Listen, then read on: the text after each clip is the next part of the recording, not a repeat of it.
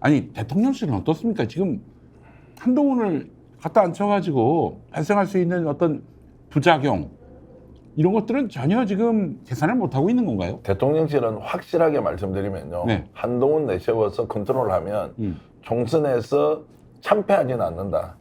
선방할 수 있다. 여기에 대한 계산은 확실히 써 있고 그럼 이걸 어떻게 선방하도록 할 거냐. 예. 자 그러면 검찰 수사 프레임에 민주당 이재명 책임론에 그리고 언론들이 적극적으로 나서서 기계적인 균형을 맞춰서 보도해 줄 거 아닙니까? 네네. 본질은 숨기고 겉으로 드러나는 것만 가지고 충분히 프로파간다. 국민들에게 홍보하면은 이길 수 있다고 확신하고 있는 거죠. 그래서 이제 이런 결과를 내놓았다 이렇게 봅니다. 단단히 착각하고 있는 거죠. 아니 완전히- 착각이 아니라고 네. 믿고 있고요. 네. 착각이라고 생각하는 우리 같은 그룹도 있는데 그래서 이제 방송을 보시는 우리 시청자 여러분도 지금 현재의 상황에서 2023년 12월 21일과 2일 사이의 이 상황에서 내년 4월 10일 날 총선을 한번 예측해 보십시오. 그게 중요하죠. 나중에 결과 나오면 해석하는 건 다 비슷할 거고. 네네네. 저는 이제 폭망이고 상상 초월의 일이 벌어진다. 3당으로까지 밀릴 수 있다 이렇게 지금 관측하셨어요. 저는 뭐 그렇게 보고 있고요. 와, 그럼 이 당은 어떻게 이준석 당이 되는 겁니까? 뭐 그렇게 되고 이제 어디까지 손을 잡는지는 모르겠지만 대체로 이제 진보 진영 쪽에 계신 분들은 이준석 신당의 파괴력이 크게 없다. 이준석의 리더십에도 문제가 있다. 이런 비판 동의하는 부분도 많은데요. 네. 저는 한동훈 개인이 개인기로 극복할 수 없듯이 이준석 신당도 이준석 개인기로 저는 극복할 수 없다고 봐요. 중요한 것은 이 총선을 바라보는 국민들, 민심이 윤석열 대통령에게 어떻게 할 것이냐, 윤석열 정권을 어떻게 평가하고 심판할 것인가의 문제로 가면 결국 핵심은 윤석열 정권에 대한 평가와 심판이 중심이기 때문에 그 다음에 누가 정당을 주도하느냐, 그 개인기가 있느냐 없느냐 하는 것은 저는 부차적인 문제라고 보는 거고요. 그런 면에서 첫 번째는 윤석열 정부에 대한 명확한 심판 의지가 있는 것이 전제고요. 이것이 민주당이 받아가느냐 아니면 개혁신당이 받아가느냐 이제 이런 것들은 마지막에 가서 정리정돈의 문제이지 본질은 민주당과 국민의힘의 경쟁이 아니라고 저는 보는 거예요.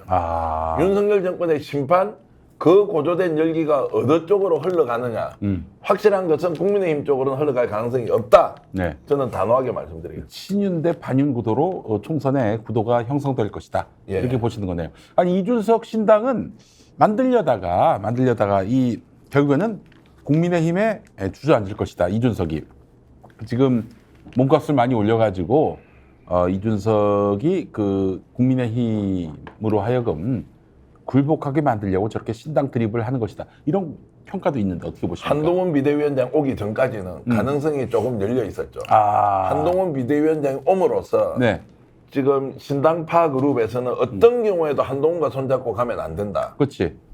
라는 게 중론인 것 같습니다. 한동훈은 뭐 명백한 윤석열 아바타니까. 그렇죠. 거기에는 뭐 이현주 전 의원도 입장이 명확한 것 같고, 네. 뭐 신인규 지금 이제 그 민심동행. 변호사. 민심동행, 예. 민심동행 장준위원장은 아예 그거는 뭐 생각이 없었고 이런 저런 걸로 보면 오히려 이제 한동훈 비대위원장이 생기면서 바깥에서 보수 신당이 텐트를 크게 칠 수 있는 이런 이제 상황을 만들어 놨다 이렇게 보기 때문에 요 힘에 대해서는 끝까지 좀 지켜봐야 된다. 그러니까 윤석열을 그 반대하거나 반대는 못하더라도 윤석열과 차별화된 국민의 힘이면 또 모르겠는데 그게 아니라 아예 윤석열 아바타를 지금 전면에 내세웠다면은 이 선거 해보나 마나다 이렇게 판단하고 있다는 거네요.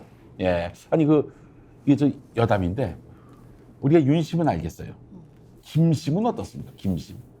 김심은 디올백에 있지 않을까요? 그러니까 김심은 지금 한동훈 비대위원장 이거에 뭐 좋겠죠. 그냥 왜냐하면 또 카톡 300번까지 서로 주고받을 만큼 개인적으로도 좀 친분이 강한 사이임에다 불구하고 그리고 지금 여러 가지 디올백 문제나 양평 고속도로 게이트 문제나 또 김건희 특검 관련해서 여러 가지 지금 국민적인 밉상이 되지 않았겠습니까? 네. 그래서 이분은 절대로 특검을 받지 않게 모든 사방의 노력을 다한 것이고 그 하나의 일환으로 저는 한동훈 장관을 비대위원장으로 김건희 씨가 예.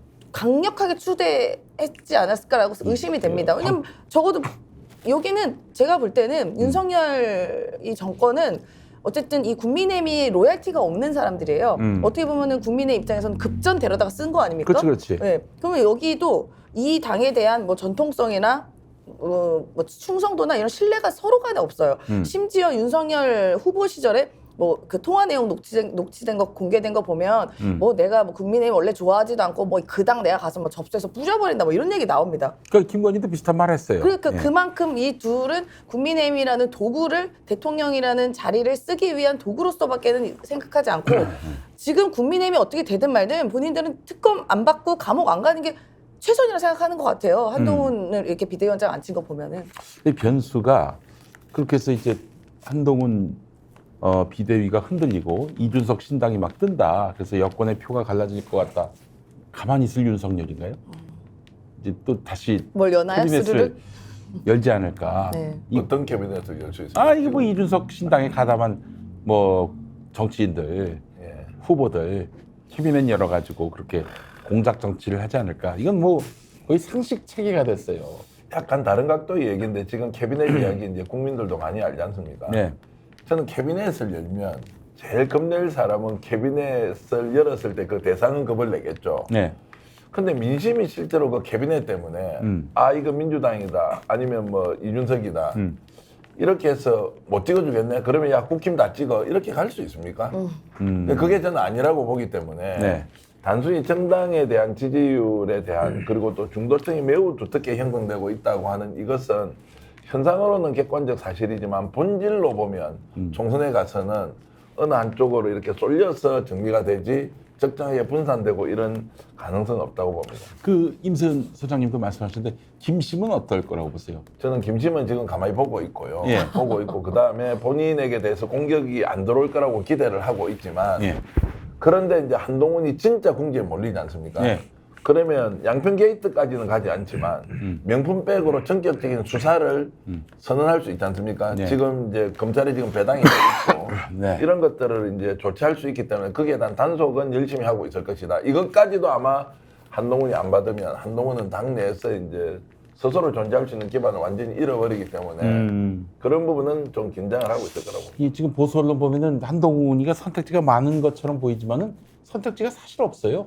한동훈으로서는. 일단 지금 뭐 세부라고 볼 수 있는데 국민의힘 그다음에 이제 조중동 예. 그다음에 재벌 이렇게 예. 예를 들면 이제 삼각구도 하에서 예. 보수 정치에 진행을 하고 있는 건데 조중동 같은 경우는 계속 김건희 씨를 공격하고 있죠. 어디를 보내라거나 아니면 예. 예를 들면 저 내버려두면 안 된다라고 얘기하는 측면이 분명히 있는 거죠.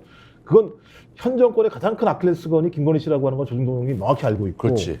또 조중동이 이것을 먹잇감으로 활용할 수도 있습니다만 또 민심을 잘 보고 있는 건 또 사실인 거죠. 그런 측면에서 네. 김건희라고 하는 어떤 장애물을 걷어내지 않았을 때 국민의힘이 다음에 완전히 폭망할 수 있다라고 하는 것들을 조중동이 알고 있는 측면이 있고 또 하나 이제 잘 따라줬는데 재벌도 이제는 좀 비친 거죠. 이거 해대도 너무한다 이거 맨날 끌고 다니고. 네네네. 그다음에 뭐 떡볶이나 먹여가지고 그냥 그다음에 뭐 저기 세무조사 들어가고 이런 걸 보면서 이제 재벌도 어느 정도 제가 볼 때는 긴장감 자체가 조금씩 표출되고 있는 상황이다라고 얘기하면 이 세 축들이 지금 무슨 싸움을 벌이겠냐 생각을 해보십시오. 공천권 싸움을 벌이는 거예요. 그러니까 조중동이 지원하는 사람이 얼마나만큼 많이 들어갈 거냐. 그치. 아니면 윤 대통령 측근이 많이 들어갈 거냐. 또 아니면 재벌에서 지원하는 사람이 많이 들어갈 것이냐. 이 싸움을 하게 되면 나쁜 것들이 드러날 수밖에 없는 상황이 벌어지고 그렇지, 있는데 그렇지. 이미 이제 1차전에서는 벌어진 거죠. 전 그럼 이제 한동훈을 슬슬 이제 조중동이 물어뜯기 시작할 겁니다. 한동훈이 좀 잘못하면. 아니 거기를 물어뜯어야 공천 문제와 관련해서 나름대로 자기가 지분을 가질 수 있는 거니까. 실제로 저 사설을 보니까 아니 검사 출신 비대위원장이 말이 되냐 벌써 그 얘기가 나오고 있어요 지금. 예, 이미 공격을 하고 있는 상황이기 때문에 그러니까 저는 이게 다 공천이라는 걸로 지금 물리고 싸우고 있지만 공격의 방향들이 강화되면 그 이슈가 불거져서 나오는 거잖아요. 그럼 다 나쁜 것들이잖아요. 네. 국민의힘에게. 네. 전 그랬을 때 심판론은 더 타오를 수밖에 없겠죠. 아이고. 더 타오를 수밖에 없겠죠. 전 그래서 왜 한동훈인가라는 부분은 제가 볼 때 윤석열 입장에서는 자기가 지더라도 방패막이를 가지고 가야 되겠다라고 하는 생각을 가지고 있는 것 같긴 한데 저는 잘못 방패를 세웠다. 묘한 관계예요. 술 안 먹는 한동훈인데 한동훈을 후계자로 지금 생각하고 있다는 것 자체도 난센스고. 아주 상식적인 질문인데요. 네. 이렇게 한번 던져보겠습니다. 자, 대통령 검사예요. 정부 요직 검사들이 차지했어요. 그리고 지금 비대위원장도 검사 출신이에요. 근데 이번에 이제 공천을 합니다. 전국에. 그래서 검사 출신들이 공천을 많이 받았어요. 그럼 국민들이 이제야 정말 제대로 된 나라가 되겠구나라고 해서 이분들을 찍어줍니까? 오히려 공천 과정에서 이 사람들 공천하면 의도적으로 표를 찍지 않아야 되겠다. 배제해야 되겠다. 어떤 게 기본적으로 민심이 형성이 됩니까?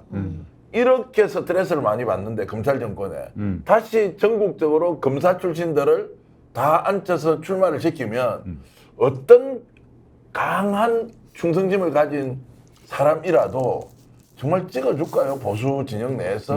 그러면 결국 선택이 이럴 텐데 문재인 너무 싫고 밉다. 이재명 저 사람은 거의 악마다. 그래서 지금도 이재명과 문재인이 나쁜 사람이라고 생각하는 사람의 그 에너지가 내년 4월 총선까지 남아있을까요? 남아있다면 몇 명쯤 남아있을까요? 어떻게 검사로 이렇게 해서 정말 시종 일관 이렇게 다 하는데 민심이 이 검사 출신들에게 표를 줄 것이다라고 생각을 할 수 있는 것이지요. 저는 그 내년 총선에 이른바 검사 출신들 후보들은 본인 공보물에 본인이 검사였다는 거 지우고 나올 것 같아요. 그만큼 국민들이 검사라면 진절머리가 났습니다. 몇 년 동안 네. 공직에 근무 이렇게. 예. 그러니까 제가 좀 우스갯소리를 하면 보니까는 비대위원장이 이제 검사 출신이잖아요. 네. 근데 원내대표, 뭐 인재영입위원장, 당직자들은 다 또 경찰 출신들이에요. 그래서 이철규, 윤재옥. 그래서 절대 우리는 경찰 체제를 인정할 수가 없다. 검사를 비대위원장으로 앉혀야 돼. 농담 같은 얘기를 하는 건데. 그래서 저는 이 최근의 상황을 보면서 말씀하신 것처럼 대통령도 검사, 그다음에 비대위원장도 검사, 그죠? 그다음에 방송통신위원장도 검사. 그러네. 그러니까 자기가 믿을 만한 곳은 검사밖에 없다라고 생각하는 금융감독원장도 거죠. 검사. 그러니까 국가의 기능과 효율에 맞게 인재를 적합하게 집어넣는 게 아니라 자기가 신뢰할 수 있는 검사 출신들만 앉혀서 자기 직할 체제를 만들겠다라고 하는 발상은 독재 발상이에요. 이거. 네. 상식적인 사람이라면 방통위는 방송 잘하는 사람이 가는 거예요. 누가 뭐라고 그렇지. 얘기해도.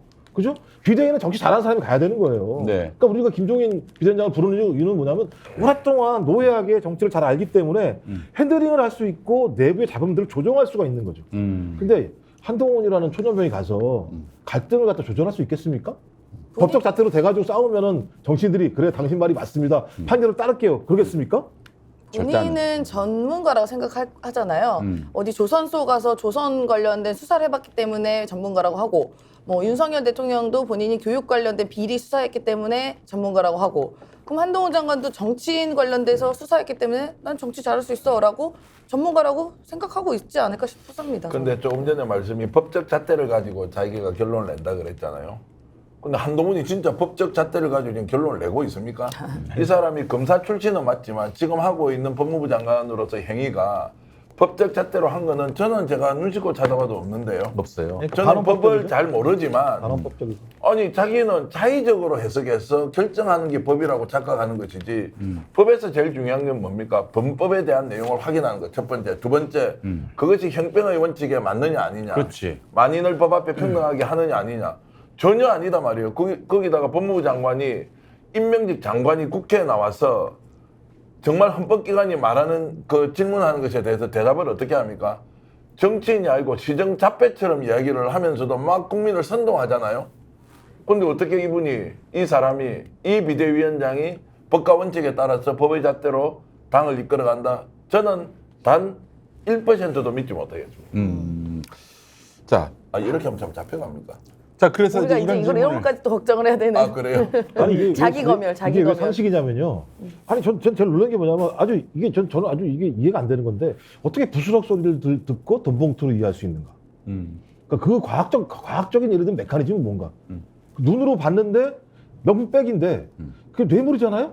그건 모르겠대. 그러니까 제가 볼 때 이런 사고를 가진 사람이 지금까지 대한민국 법무부 장관을 했고 이런 사고를 가진 사람이 국민의힘을 살릴 수 있다라고 비대위원장으로 앉히는 이런 말도 안 되는 이 비상식과 소위 이 반인권적인 상황을 보면서 야 저러고도 예를 들면 저런 자리를 보신할 수 있다라고 하는 또 그걸 인정할 수 있는 국민의힘 국회의원들이 얼마나 속으로는 모멸감을 느낄까? 아니 뭐 지금까지 뭐 자기가 밀고 가가지고 안 된 게 없었으니까 그러니까 자기 하는 게 다 옳은 줄.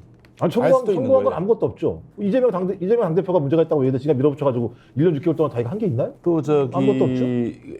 그 삼성물산하고 제일모직 합병과 관련해서 어디죠? 엘리엇인가요? 네. 엘리엇에서 이제 ISDS를 걸었는데 1,000억 넘게 때려 맞았잖아요. 그래 놓고는 자기들이 뭐 한 많이 방어를 했다. 뭐 이런 식으로 얘기를 하고 있지만은 어쨌든 1,000억 넘는 돈을 물어주게 만들어서 법무부가 대응을 잘못해가지고 아니 뭐 실력을 보여준 게 없어 지금까지. 그렇죠. 그리고 일단은 그 인사검증단 만들어서 본인이 사실 더 책임을 지려고 이걸 만들었다. 뭐 이런 얘기를 애초에 했잖아요. 네. 근데 번번이 장관들, 장관 후보자들, 낙마자들 그 불법 비리들 그거 한 개도 못 잡아내고 그 검증 제대로 안 했는데 실제로 그거에 대해 문제 제기를 하자 뭐 여기서는 인사검증단에서는 서류만 보고 기계적으로 올렸다.